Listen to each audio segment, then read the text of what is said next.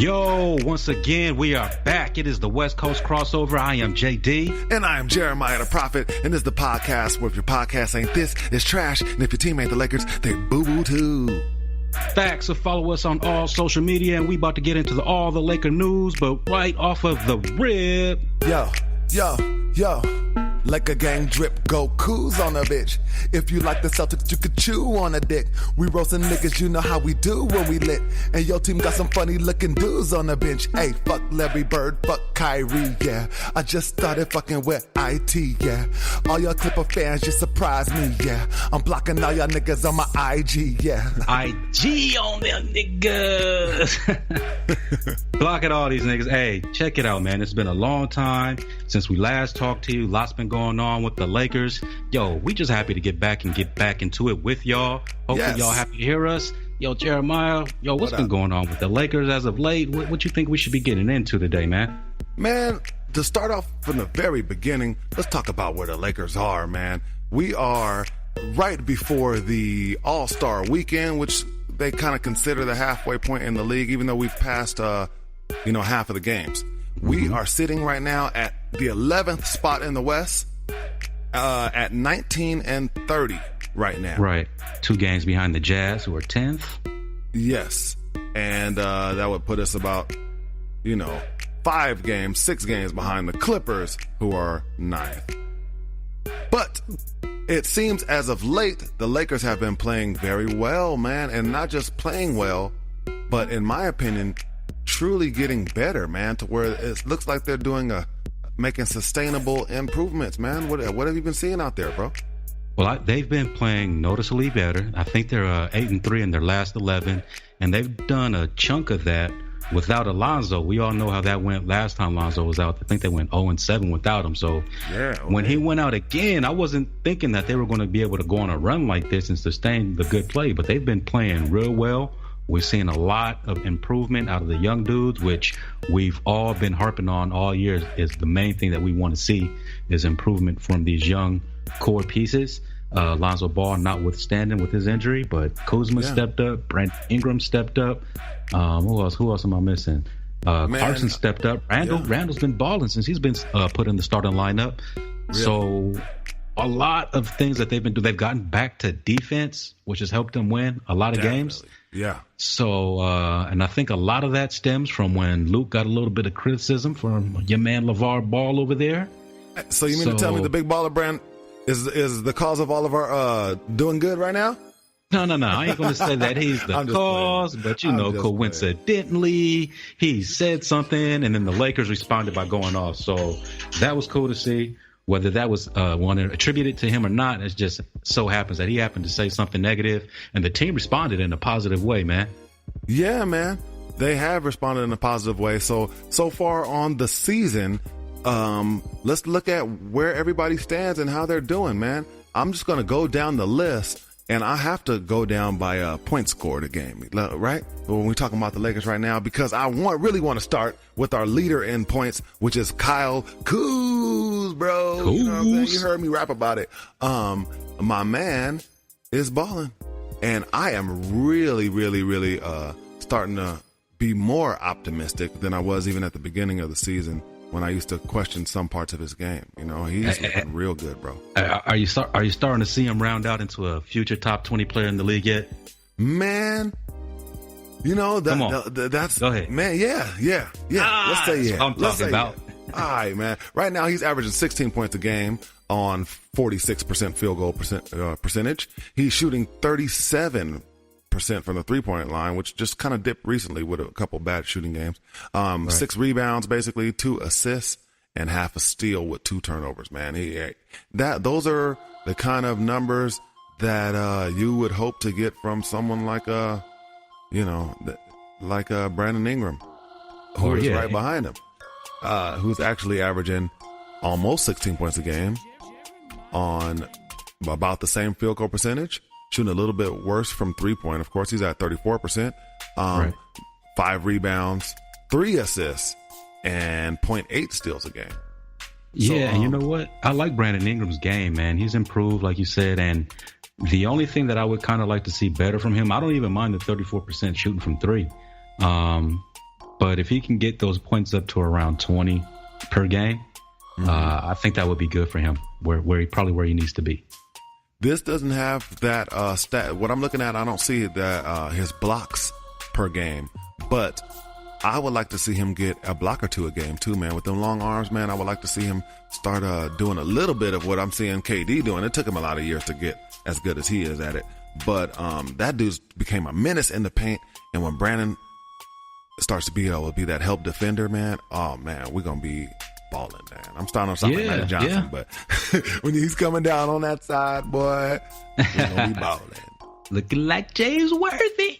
But hey, even if it's not just that block, if he can get around a block, that'd be cool. But with those long arms and his ability to get in the passing lanes, just getting a steal and a 2 or 3 deflections per game, man, I think that's something that he's going to continue to be good at. He's pretty good at it right now, but as he gets experience in the league and starts to learn those passing lanes and anticipation, things of that nature, I think he can be a real menace on defense, and he's definitely shown that at times. Speaking of someone who's shown that the ability to jump in passing lanes, I'm going to jump down to my dude who's injured right now and talk a little about Lonzo Ball. My man is averaging 10 points a game, although he's injured right now, of course. 10 points a game.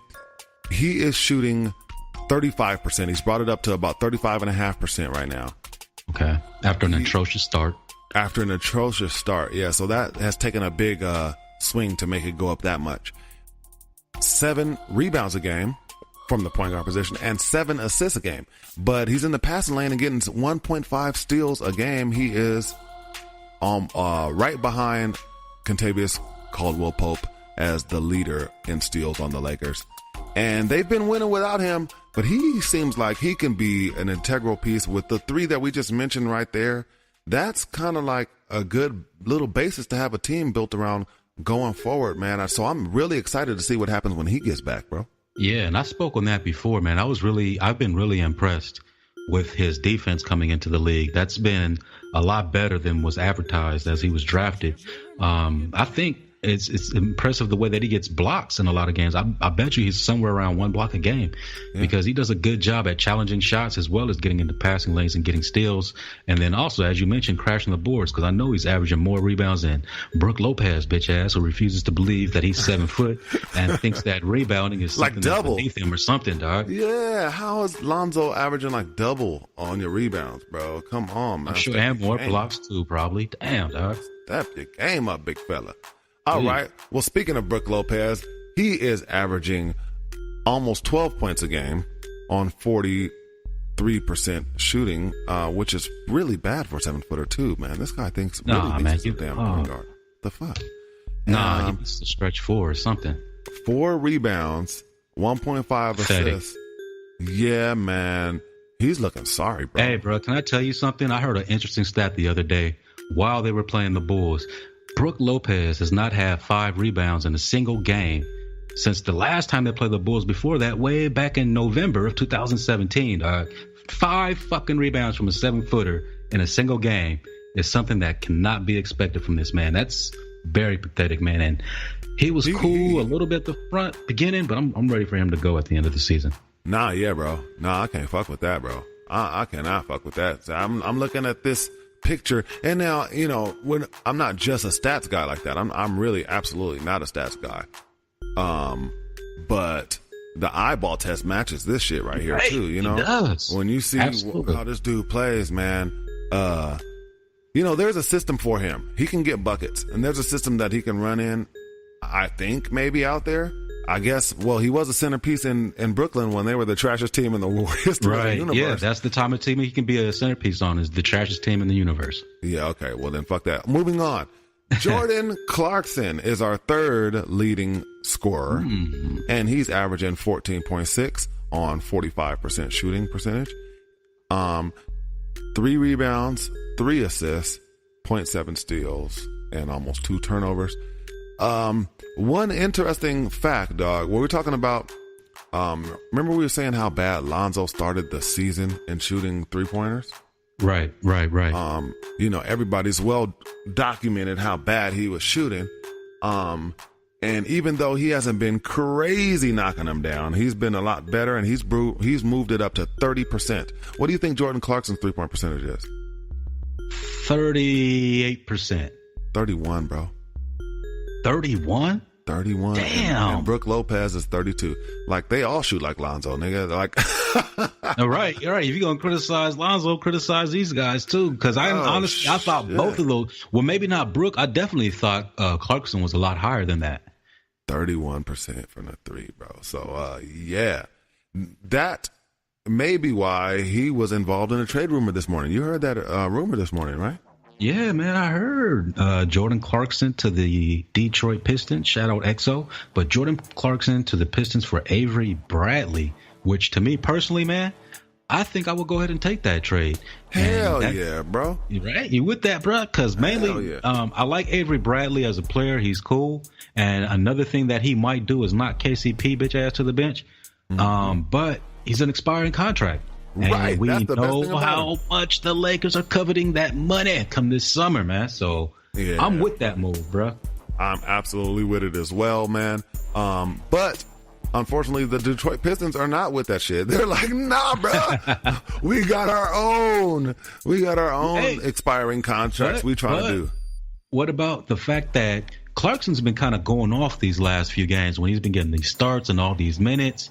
I know I think last game not so much, but he's been getting, high 20s. He had that 32-point game. Clarkson's been balling, so maybe he is increasing his trade value, and teams are starting to look at him like, if we give him them same minutes, he can give us that same type of production, not really realizing maybe what kind of player that he is and that he'll probably regress to the mean eventually. So what do you think about him increasing his trade value with his play as of late? Well, I do believe that he's increasing his trade value somewhat because NBA managers around the league are smart people, man. And them niggas been around like, we ain't the only ones that know what the hell he is and are just going up and down with what a nigga scores a game, But according to Vince Ellis, the one who reported on this from Detroit's Free Press, the Pistons did not want to take that deal. It was them that said, nah, we're good. And that they're asking for a bit more for Bradley. If you don't want him for an expiring contract like Bradley, who is really kind of close to the same amount of player, better on defense, not as good on offense, I don't know, Doc. If you can't get that for him, how much is he worth? But I did hear definitely that the Lakers are not trying to attach him or Julius Randle and shit like that with Dang to get rid of Dang, because he has increased his value enough to where he don't got to be that dude. Yeah, he doesn't have to just get sacrificed because, speaking of Dang, that's the guy obviously that the Lakers would want to trade, but I don't know how it's going to happen because obviously he has 2 years left after this year with $36 million left. And there's been reports that a few teams, they've shown that willingness to take that on. But as you said, they want to add Lonzo or Ingram or Kuzma to the deal. And that's just, a no-go, even though they want to get rid of that contract desperately, I'm sure. So, with Dang, I think they're going to do you think they're going to end up stretching him out? Because I think that in the long run, I think they're going to end up stretching Dang out. And Clarkson's probably going to stay with the team for the remainder of the year. And then you'll have Randall, who's probably going to end up walking as a free agent at the end of the summer. But you got to get rid of 2 out of 3 of those guys at least. So you stretch Dang out and then get rid of Randall, I guess, let him walk. And then you got Clarkson or whatever you're going to do with him. But at least you got that money. Yeah, KCP is going to be gone. That's for sure off the books. Brook Lopez is for sure off the books. And Julius Randle, let's talk about him. He's averaging 14 points a game, almost 13.7 with a limited role, by the way. And he didn't get a lot of playing time at the beginning of the season. So he's actually late, probably averaging like 18, damn near 20, in the last couple, Yeah, he stepped it up a lot too in these Lakers, the little win streak that they went on when they've been playing real well these last few games. But I would imagine that his per 48 are pretty high because he has still been very productive in most games. And he's been, rather consistent. And I still like his effort and energy. Somebody's really going to come up when they get him in the offseason, man. I think he's going to be ready to explode as a starter on the team, on somebody's team, if not the Lakers. And man, he's been balling out, man. I really like what he's been doing. He's shooting 55% from the field, man. He's averaging 7 boards a game, which is a lot for somebody playing the minutes he's playing. 2 assists, but you know, his Achilles heel, kind of similar to Brandon Ingram, is his turnovers. He's averaging 2.3 turnovers a game with them same limited minutes, which is quite a bit. KCP, yeah, boy. Come on, man. Hey, you know what? I don't. Let me do this, man. Let me be fair, because as of recently, KCP has been playing a little bit better ever since they released that man from the joint. So yeah, he's happy for his freedom. He's just free now. Yeah, he's playing like a free spirit out there. I bash KCP all the time. I'll give props where it's due. He's been playing a little bit better, but let's not get it twisted. It's still fuck KCP. I can't wait for him to get the hell up out of here. He still shows flashes of his whackness a lot of times, and I'm sure he's going to regress back to the mean his damn self and do the whack shit that we all been accustomed to him doing. Yeah, he's averaging 2 assists and 1 turnover, but he is leading the league by 0.1 in steals. I mean, leading the Lakers in 0.1 in steals above Lonzo Ball, because he has 1.6 steals a game, and he's very active, man, on that side of the floor. Speaking of someone who's active on that side of the floor, let's talk a little bit about my man who's also been included in trade rumors, Larry Nance Jr. He's averaging 9 points a game and also a limited, off and on role with some injuries sprinkled in.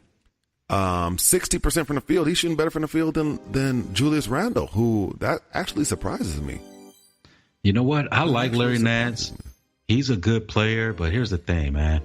He's very expendable because he's not the type of player that fits on the Lakers. And what I mean by that is that he's more of a 7th, 6th, 7th, 8th man on a very good, almost championship caliber team to me. To be honest with you, I think he needs to be on a team like the Spurs or somebody of that nature. Somebody that needs a reliable presence off the bench, energy, focuses on defense first.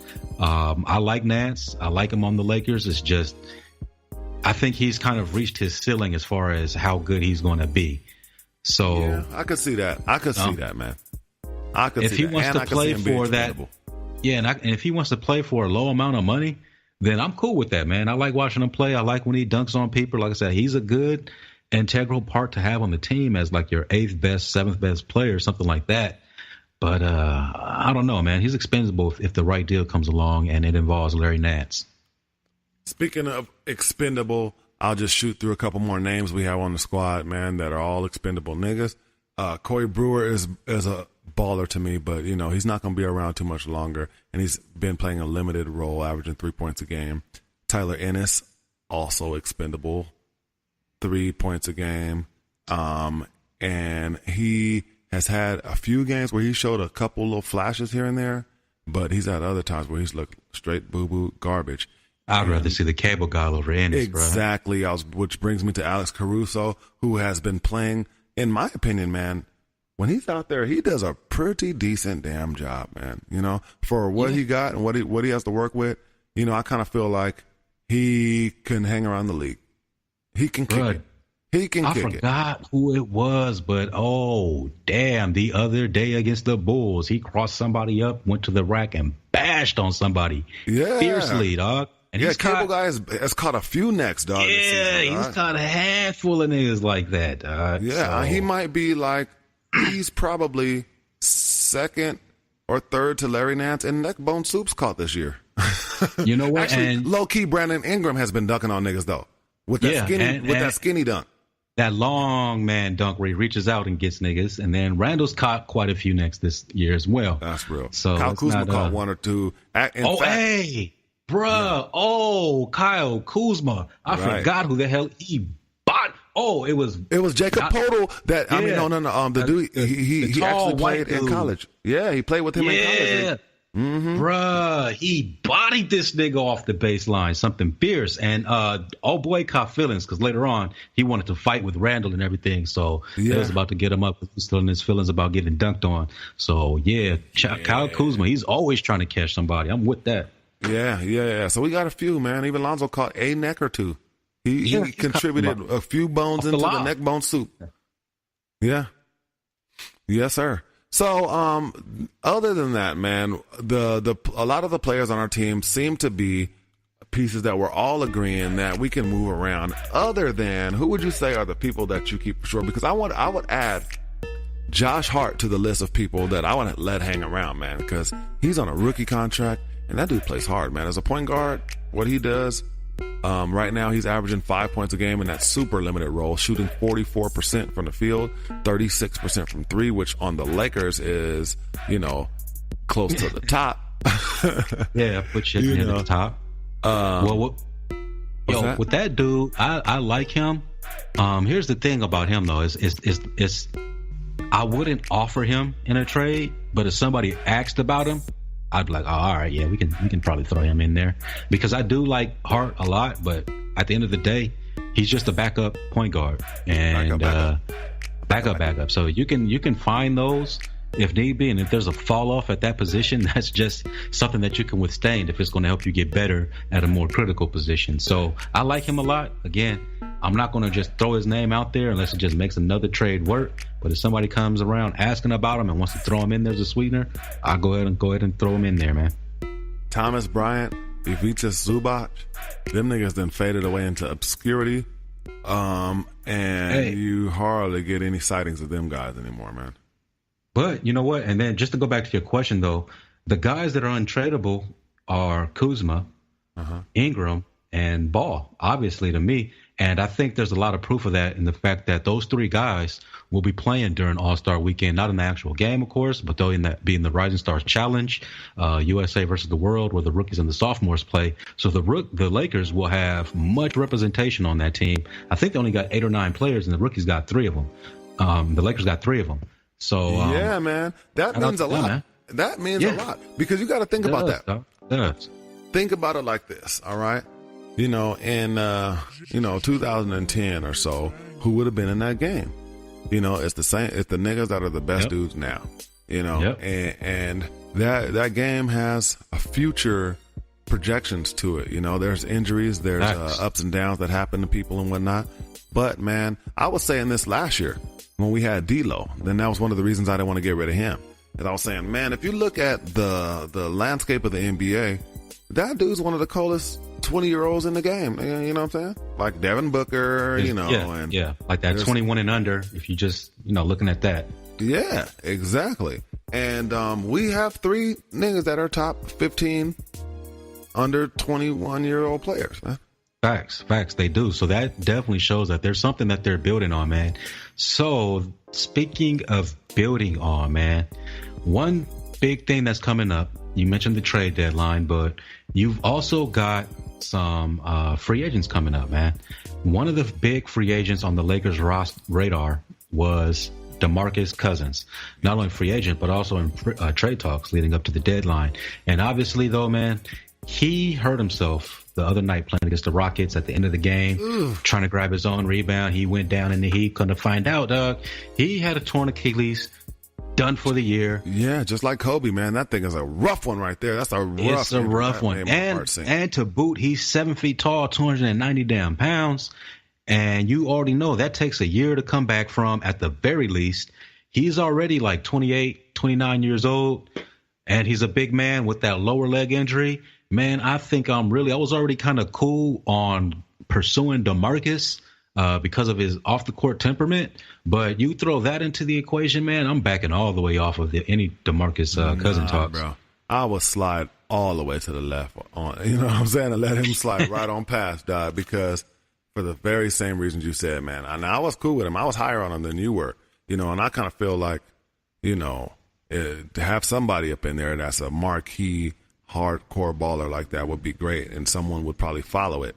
But I think if you signed him at this point, a nigga would be like, let me see how DeMarcus Cousins work out before, you know what I'm saying? Right, it's not like he's gonna bring other free agents. They're gonna be worried about that shit too. No.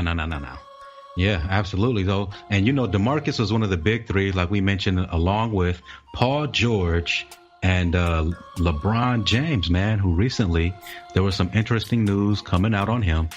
Shout out to Sports and Colin Cowherd's show. This has also been picked up by some other outlets saying that their rumors about LeBron to the Lakers are actually starting to heat up. And he was talking about how he has a friend in the reporting game that's been down for years and years and years, that's close to the cast, who's saying basically LeBron has a team, and that team is going to be located in whatever area it is that LeBron's going to be playing. Now, we all know that he has a house out here. His kids go to school out here. He has businesses set up out here in L.A. He has a lot of things already vested in L.A. And these assistants, man, let me tell you, they're saying right now that these dudes don't live in Houston. So, really? Those rumors are starting to heat up a bit about LeBron to the Lakers. And I'm looking at it. I was thinking at first a long time ago when these were far-fetched, like, you know what? LeBron doesn't really fit anyway. But, hey, look. Shit. Let me tell you something. I'm all in, bro. Bring LeBron. Shit. Because if you plop him on this team, they are automatically in the playoffs. And fuck it, you just figure the rest out from there. Right. Okay. Let me tell you like this. First of all, let's start this off by saying that I'm very, very leery of all that, man. I don't want to get all super excited. And I'm actually partially of the ilk. I want to get excited. Well, look, I'm partially of the ilk where I want the Lakers kind of to stand pat. I kind of feel like if we got rid of KCP bum ass, if we got rid of Brook Lopez bum ass, and then just we let Tyler Ennis go, Corey Brewer, them kind of dudes, and we just try to fill them in with some new replacement niggas that could be a little bit of an upgrade from there, because whoever soaked up Brook Lopez minutes and money could be what we expected to see of him this year, and maybe just let the guys grow and see how it organically builds. Let me ask you this, bruh. Let me ask you this then, bruh. What if two things? One, LeBron says, I'm not bringing Dwayne Wade. Oh, wait, I wasn't done yet, though. Oh, okay. Let me go back. Finish that, and I got a scenario for you, dog. Okay. Go ahead. All right. Because I was going to say, I do believe that they should build organically, and I like that idea. However, nigga, if there's a chance of having LeBron James, bruh, LeBron James, nah, bro, that dude he's that dude. He's that dude. And I don't give a damn. You got your haters out there that'll be like, oh, well, how old is he? But actually, if you add the carry to 6, well, this time he's going to fuck all that. That dude he transcends that shit, dog. Yeah, that dude's already cold. Like, I mean, if he can drop off and he can be 2/3 as good as he is right now, and he'd be the coldest nigga on the Lakers by far. His drop off is he's no longer in the argument for top player on the planet. He's going to be top 5 for at least the next 3 years.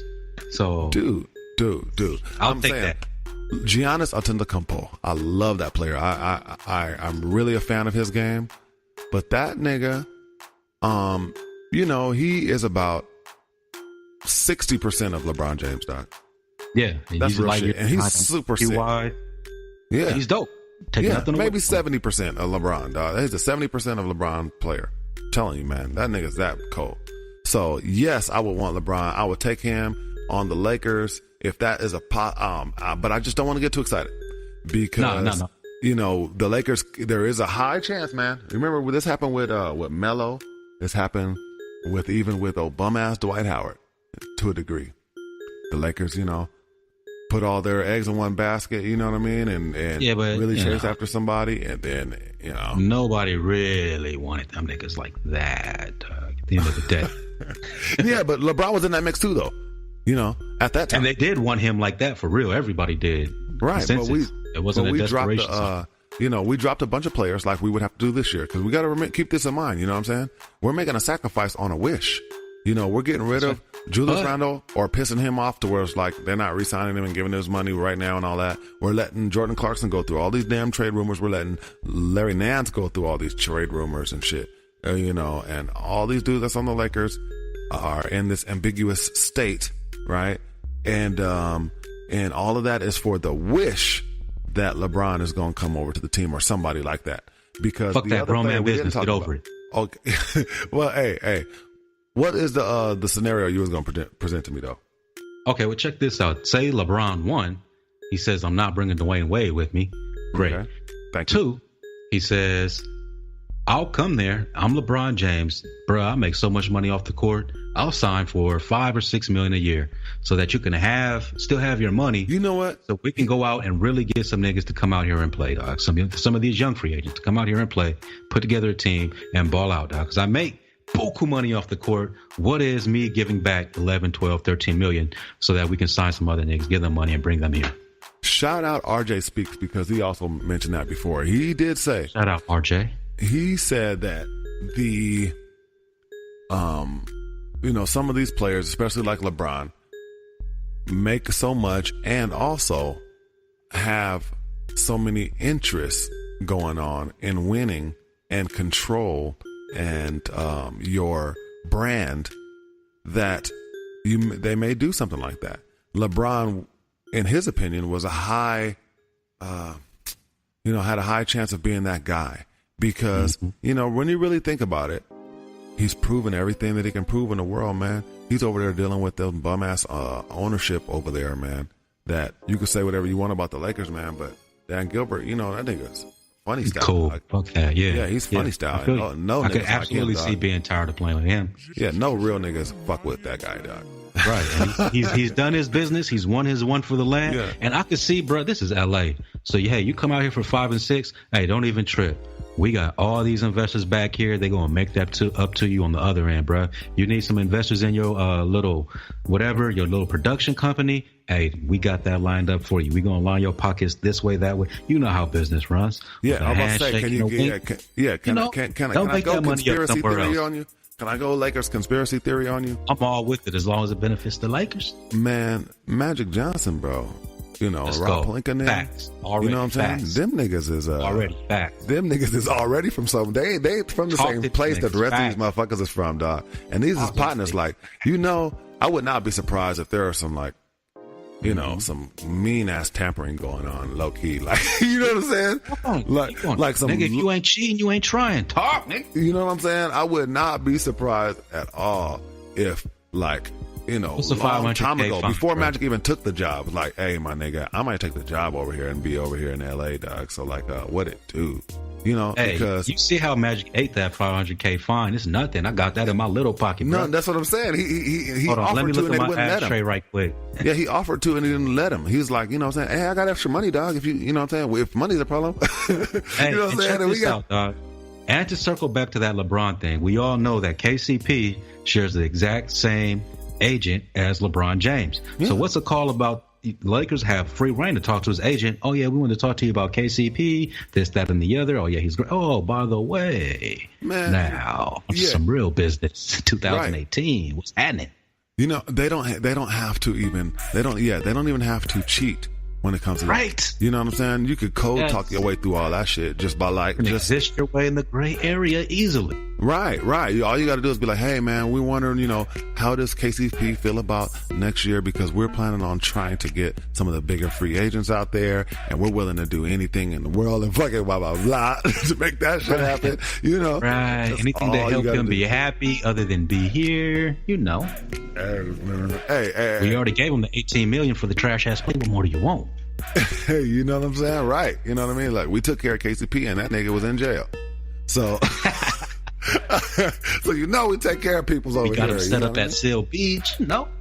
Right. So, man, going forward for the rest of this season right now, man, what do you think? Earlier in the year, I said that I would be happy if the Lakers doubled their record from last year, which they won 17 games, right? So that would be 34 games to win. Right now, they're sitting at 19 with about, they would have to basically win half of their games, a little less than half of their games to reach that mark. What are you thinking right now? Man, what I'm thinking, actually, at the beginning of the year, I was more in line if the Lakers could be in the high 20s and then low 30s. I thought that would be an excellent season. So anything to me past that is fucking gravy, man. And I think that shows the level of progress that you would hope that the Lakers would have, considering the fact that they're in the Western Conference, considering the fact that they're extremely young. And as we've already stated, the core is Kuzma, Ingram, and Lonzo. All those dudes are like 21 and under. So if the Lakers can finish with a record all the way in the mid-30s, that would be excellent. Now check this out, though. Maybe that's a possibility, despite their winning or losing streak that they had recently. They've bounced back a bit from that. And their next 10 games that they have in February, first they play Toronto, they play Orlando. They already lost to Toronto. They play Orlando coming up Wednesday. But in the month of February, they have 10 total games. 4 of those are going to be against current playoff teams, with 2 of those being against the Thunder, which sucks because the Thunder be beating off on the Lakers, as I got to admit. One of those against the Wolves. One of those against the Pelicans. That's a very winnable game. And the rest of those are all against the weaker teams. So, but the only problem is you only got 3 of those 10 games at home. The rest of those are on the road. So if the Lakers can come out of that, man, maybe with a 6-4 record, I think that'll just show that they're really onto something, man, and are really sustaining a certain level of improvement that we've been hoping to see over the year. Yeah, man. As I look through the Lakers schedule right now, dude, the Lakers are whatever we said, 19 and 30 something. They have played the hardest part of the schedule, man. You know, they won 19. Yeah. They won 19 games against not no booty squads. They're 19 and 30 on the dot. 19 and 30. That's not. They already got all the games against the Warriors out of the way. They got 1 game left against the Cavs. They beat the Celtics. They just lost to the Raptors, who was one of the top teams in the league, yesterday. And in the whole game when you're watching it, it had a feel of like, man, damn, we need Lonzo. It didn't feel like, these motherfuckers gonna kill us. We can't. We're just a little undermanned. That's all. Yeah, man. And it's been like that quite a bit. And they were playing very poorly, and they were still in the game most of the game. So right, it was just like, man, we really had to put it all together. We're missing some of our players, and it showed that game. You know what I'm saying? Yeah, especially in the third quarter when the Raptors were really able to kind of pull away. Right. So, I mean, for them to be able to win half of their games that they have left, dude, that's not really unrealistic, man. I know we're Laker fanboys out here, and this is West Coast Laker gang to the death. But realistically, because they got 33 games left. We might be looking at 30 wins, man, at the end of the season. They would only have to go, 11 and 22 in order to get 30 wins. Man, and I think that's very doable. Very doable. Yeah, man. And I know some of y'all are at home like, man, what the fuck, nigga? The Lakers supposed to win the championship every year, nigga. We done lost so many years in a row, man. They ain't shit, nigga. Man, you got to be patient with these young Bulls, man. And if you damn near double your record from last year, that means you're doing something very well. And that means that my man in Lithuania was wrong about Luke, that they do want to play for him, and he does a good job out there. And before we get to your man in Lithuania, we need to go ahead and get to this commercial break, man. Yo, let me let them know the West Coast Crossover has been brought to you by J. Moore & Associates Financial Consulting. You can check them out on the internet at jmafc.com for all your long-term retirement needs and life insurance services. Man, you better get your shit together, man. You know what I'm saying? All real talk. We can talk about sports and play around as much as we want to and roast niggas and all of that good stuff. But we all family men, me and JD, and we make sure we got our shit hooked up for our children. Protect your family. Yeah, you know what I'm saying? You got to do that too. And so what's going on in Lithuania, man, with your man LeVar Ball, bro? Yeah, man. Speaking of family and everything, the Big Baller Brand family, I believe, have made a wise decision, dog. They, you see this died out in the news a little bit. They wanted to talk a bunch of shit, and this dumbass nigga want to take motherfuckers out there to Lithuania. Ha ha ha! What a joke! They got goats walking down the street out there, and nobody speaks English, and the boys are gonna be all fucked up in the game and stealing shit. You know what I'm saying? But come to find out, man, they're out there thriving, dude. You know what I'm saying? Now. I've been following them, man, because you know how I am with the Ball family and whatnot, i.e. stand up. They had their first game out there where they did very well. Then their second game, they actually played against harder, tougher competition out there in the Euro League, and the boys didn't play all that much. Obviously, you got a 16-year-old and an 18, 19-year-old, 18-year-old probably, and they're rookies. They're getting rooked. They had to take their lumps. But whenever they play against the, high school what they call, bro. Yeah, when they play against the other teams that are more their speed, right? And what I mean by that are just, the Euro team players that have a mixture of 30 and 20-year-old and a few teenagers. The Ball brothers have been going nuts. And to add to that, what really matters to their family is that they're sensational out there. They're rock stars, bro. That brand exposure. Yeah, man, they're getting a ton of exposure, and if them niggas don't ever come back, I wouldn't be surprised, man, because they're LaMelo's out there with a 40-point triple-double yesterday, I think. They've had other games where the two brothers combined for like 60 points, man, and like they throwing lobs to each other and like having it cracking out there, dude. They got people buying t-shirts and Big Baller Brand shit, the whole stadium. They got the referees in Big Baller Brand out there, nigga. Well, shout out to them. They're making it. Hey, get it where you live, bro. If you're making it crack out there in Lithuania, make it crack out there in Lithuania, man. So shout out to the Big Baller Brand. I personally haven't been watching the games like that. I kind of read about them a little bit, man. And my thing is, the way that it reads is when they play the actual competition that they're supposed to be playing with their real team, it's like they're not even getting that much burn and they're not getting no numbers, but they're having these exhibition games, like you said, with guys more their speed, a little bit lower level, and they're able to kind of go off and showcase their wares and be all Big Baller Brandish about everything and gregarious and throw lobs and all that other good stuff. So I'm just concerned with the actual level of competition and what it means for their ultimate desire for them both to eventually end up on the Lakers, I guess. That's always been the stated plan.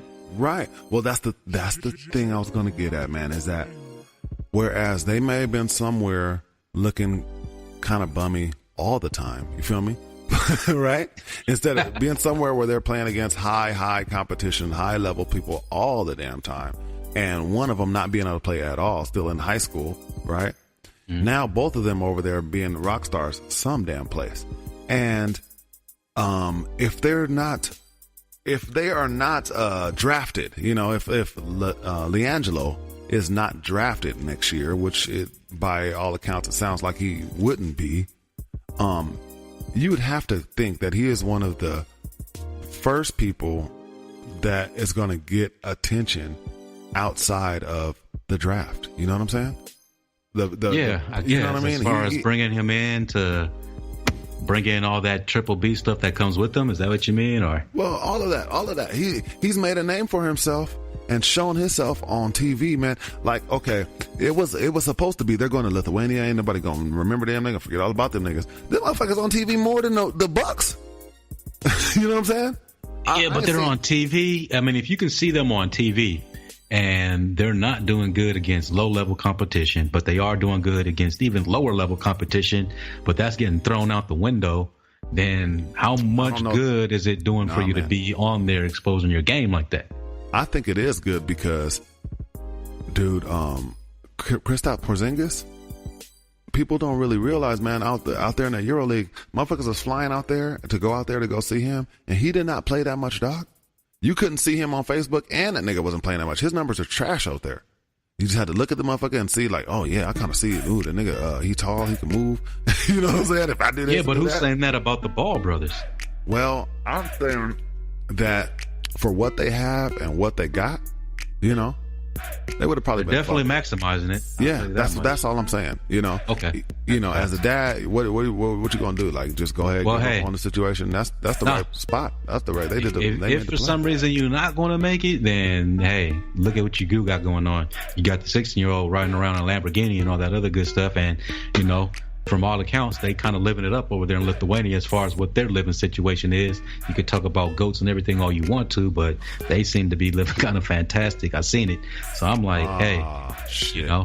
Well, yeah, I'm with you, man. I'm sorry. I didn't mean to cut you off, man, but we about out of time, dog. We got to roll. We got to roll. We didn't even get to the All-Stars, but we're going to have to touch on that for y'all next time. Man, time flies by. So catch us next time when we're going to go through our All-Star redraft. JD and I are going to pick better teams than Steph and LeBron. And then we'll do a little roasting in the meantime as well. We're going to roast the motherfuckers and pick them at the same time. Oh, we got a whole roster of all-stars to go ahead and go through and get them jokes off. Also, after we get our little picks off, you guys can vote on whoever has the better team. We all know that will be me. Facts. So go ahead and look forward to that show coming up. Yo, this has been fun. Make sure to check us out on social media, Twitter, Instagram, and Facebook. Of course on Facebook, man. This has been your boy Jeremiah the Prophet. And yo, this is JD. And we outro. Signing off.